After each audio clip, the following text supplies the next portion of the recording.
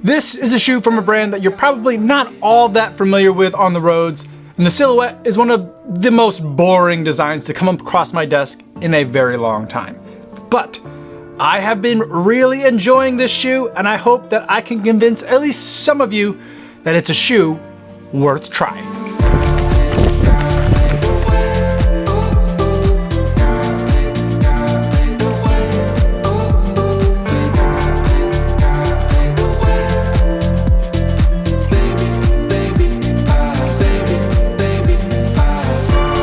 Yo, what's going on? My name is Kofuzi and I'm a non-elite runner who reviews running shoes here on YouTube. And today I want to talk to you guys all about the Salomon Aero 3. But before I give you my thoughts on this shoe, I do want to go over some disclosures. This is a pair of shoes that was sent to me for the purpose of review, so I didn't have to pay for this shoe. However, nobody's paying me to make this video or to include their brand in this video, and no one's going to get a chance to preview any of my footage or my thoughts before you guys get a chance to see this video on YouTube. So with that disclosure out of the way, let's talk about the Aero 3, and let's start with the specs. This is a 35mm stack height shoe with an 8mm drop, giving us 27mm of stack height in the forefoot. And in this shoe, there is 100% beaded TPU foam, and it's called Optifoam. Now, you might look at the back of the shoe and see that it is very clearly marked Energy Foam Evo or Energy Evo Foam, and I'm not exactly sure why all these shoes are stamped with the wrong name of the foam. This also happened on the Aero Glide 3, but we'll call it whatever Salomon wants us to call it. At the end of the day, it's a beaded TPU foam. Protecting all of this Optifoam is a thick helping of Salomon's Conta Grip for roads. It's a slightly different formulation, if I'm understanding things correctly, of Conta Grip for the roads versus for the trails, which is where a lot of you might be more familiar with Salomon shoes. But it's adapted for the road, but it's going to still give you a lot of those same grippy but durable characteristics. And the way they've done it is they've kind of done a lap around the perimeter of the shoe. So no matter where your foot is hitting the ground first, you're going to have ample coverage of that Conta Grip, and then into that forefoot, you've got a nice strip of that Conta Grip in the middle as well. And then there is a nice channel that goes around this kind of like trampoline pad in the front of the shoe, and then a large cavity towards the center of the shoe and in towards the heel, which is going to give that foam a nice space to compress into every time your foot hits the ground. Moving to the upper, we have engineered mesh, which is very thin and very breathable. The tongue isn't gusseted and it's very thin, not a lot of padding in here, just how I tend to prefer tongues.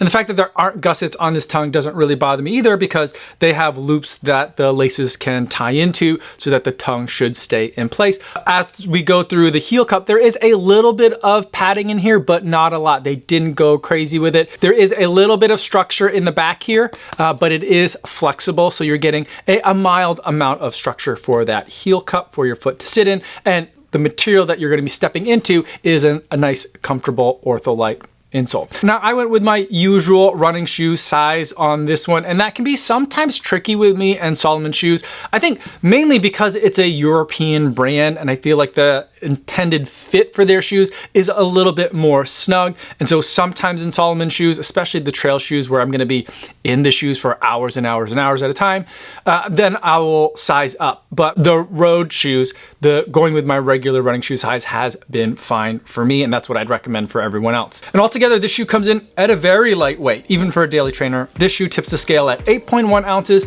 or 230 grams.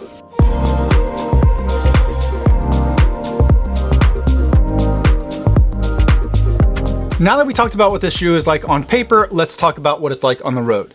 The beaded TPU of the Aero 3 is light, cushioned, and speedy. It's an incredibly fun shoe to run in, and it was a complete surprise, especially because I found the beaded TPU in the bigger sibling to this shoe, the Aero Glide 3, to be a little bit kind of underwhelming. It was good. It was a lot better than what Salomon had been putting out in the past, but it didn't knock my socks off. In this situation, I think that geometry matters. I think that the way a shoe is set up matters. And I also feel like for a lot of foams, there is probably an optimal amount of stack height to get the best experience out of that foam. And I think they found it with the Optifoam that's in this shoe, because I found that the shoe isn't squishy, and I do tend to like squishy shoes, but it also wasn't firm, and I tend to not like shoes that are unnecessarily firm. It was kind of just right in the middle. It absorbed impact well when your foot hits the ground, but it also has a nice sense of springiness to it as well. I enjoyed the fact that it's a lighter weight shoe. I enjoyed the fact that it was more breathable. I think that there is a really nice responsiveness to this foam, and when you are pushing a little bit harder into it, it is giving you a little bit more back in a very pleasant way. I do think that it lacks a little bit of aggressiveness to be a full-on tempo shoe, even though it is light enough to be a tempo shoe. And overall, I say that the shoe is really agreeable for just about any kind of running that you might want to throw at it. The lightness of the shoe is really nice. The cushion of the shoe is really nice. The responsiveness of the shoe is really nice. The shoe reminds me a lot of the things that I loved about the Boston 9, and it even makes me think that like this is the shoe that Saucony should have made when they were trying to figure out, all right, we have the Endorphin Pro, the Endorphin Speed, and we want a third shoe, something more of a trainer, but that still feels speedy. This is exactly the kind of shoe that I think Saucony should have been making instead of giving us the Endorphin Shift or the Endorphin Trainer that we actually got. So say, even though the shoe kind of looks boring as hell, in my opinion, it's a lot of fun, and it's a shoe that I think can insert really well into a lot of people's rotations.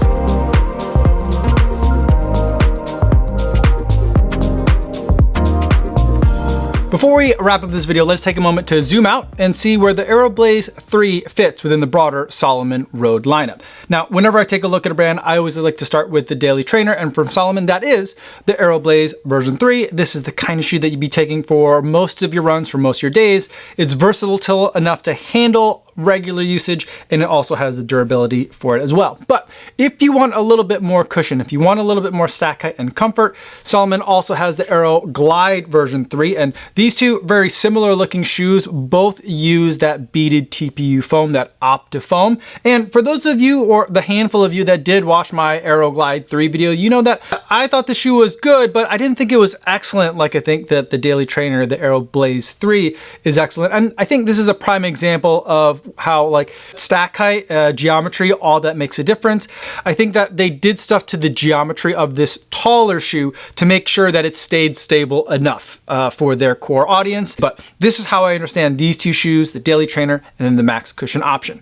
And then for your racing, Salomon has a shoe called the S-Lab Phantasm 2. Now from Salomon, they use the phrase S-Lab to denote their race product, their pinnacle product. And the Phantasm 2 has 100% PIBA and it has a carbon fiber plate. It also has a very stripped down upper to keep everything race ready. And then in between these two shoes, between the Daily Trainer and the racing shoe, there is a category of shoe called the Tempo shoe or the Speed Work shoe or the Speed Day shoe. And from Salomon, and here's where I'm probably going to annoy some people, but from Salomon, I'm going to suggest the S-Lab Spectre. I did say just a minute ago that S-Lab is for a race product, and that's kind of how they have been positioning this product. This is kind of like the race product for people that aren't fast enough to be running in the other really fast race product. And I never really liked the way that they kind of explained this shoe. And for me, running in it, I felt like they make a really fun shoe that was lightweight, fun, springy, had a great foam that uses partial PIBA in it, and it had a carbon fiber plate. And I felt like I could use this shoe for a lot of workouts for times when I wanted to go faster. It does have a lot of durability features into it, and the upper reminds me very much of a tempo shoe, so I've been thinking about this shoe as a tempo shoe. Unfortunately, it's priced like a race shoe, but I feel like in the Salomon lineup, this is the way that I think the shoes are best aligned.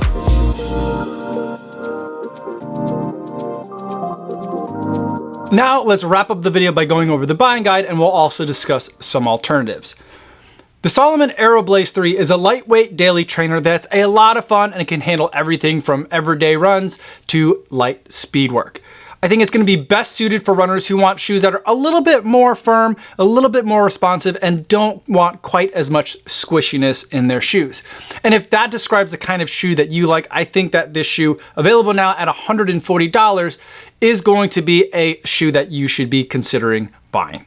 But let's see what the rest of the market has to offer to see where the Aero Blaze 3 stacks up. And the first shoe that I thought about when running in the Aero Blaze 3, other than the Boston 9, which you can't get anymore because it hasn't been available for about half a decade now. But the first shoe on the market now that you could buy comes from Skechers, and this is the second review in a row where I'm talking about Skechers shoes, but this shoe actually is very similar. It's brand new from the Big S. It's the Aero Spark. I haven't finished my review of this shoe yet, but to give a preview of it, I feel like these two shoes are offering some very similar experiences. They're trying to be a little bit more responsive, a little bit more lightweight in their daily training offerings. Now, I do feel like the Aero Spark is a little bit more on the responsive side. So think back to like, if you like the original Hyperion Tempo, this is a shoe that you might want to think about. And I think that this shoe is more in the Tempo category than it is in the daily trainer category. And the way that I would differentiate between these two shoes is if you want something that's lightweight, that can do daily training well, but you really want to be able to use it for workouts, go with the Aero Spark. But if you want something that is going to be more of an all-rounder, and this one is a little bit lighter as well, which kind of increases the fun, in my opinion, of a lot of shoes, then I'd say go with the Aero Blaze 3. Now, if you do go with the Aero Spark, you'd be saving 10 bucks because you always get a discount for having that big S on the side of the shoe. That shoe comes in at $130. And then the other shoe that I think that competes with the Aero Blaze 3 right now that is on the market is another shoe that is a surprise to me this year, and that is the Hyperion 3. Now, this shoe is very different than previous Hyperions or Hyperion Tempos. If you've tried those in the past, I feel like they're making a really big shift with the shoe this year, and it's become a very fun daily trainer now, a lightweight daily trainer that can pick up the pace a lot of the same ways that I would describe the Aero Blaze 3. Now, the way that I would differentiate between these two shoes is that the Hyperion 3 is a little bit heavier, or at least it feels heavier in hand. There's a lot more puffiness in the heel cup, so it's a little bit more comfort oriented, and it's a little bit more squishy in the way that I like squishy shoes. So depending on the feeling you want underfoot for your lightweight daily trainers that you can sometimes use for workouts, that's how I would decide between these two shoes. As far as price goes, you're gonna be paying the same for either one because the Hyperion 3 also comes in at $140. So those are my thoughts on the Aero Blaze 3. Hopefully I've been able to convince you guys that this shoe is worth checking out. See if your local run specialty has these in stock for you to try on. I think you will be pleasantly surprised. If you do, let me know in the comments down below. I'd love to hear what you guys think. If you have any questions about this shoe or any of the shoes that I talked about today, there's the comment section down there for you guys. Or better yet, stop by the live stream that I do Mondays and Thursdays over on the Kofuzi Run Club channel. That's my favorite place to answer questions about shoes over there in the chat. So thanks so much for making it to the end of this video. Hopefully you guys are staying safe out there on your runs, and I will see you in the next one. Yo, what's going on?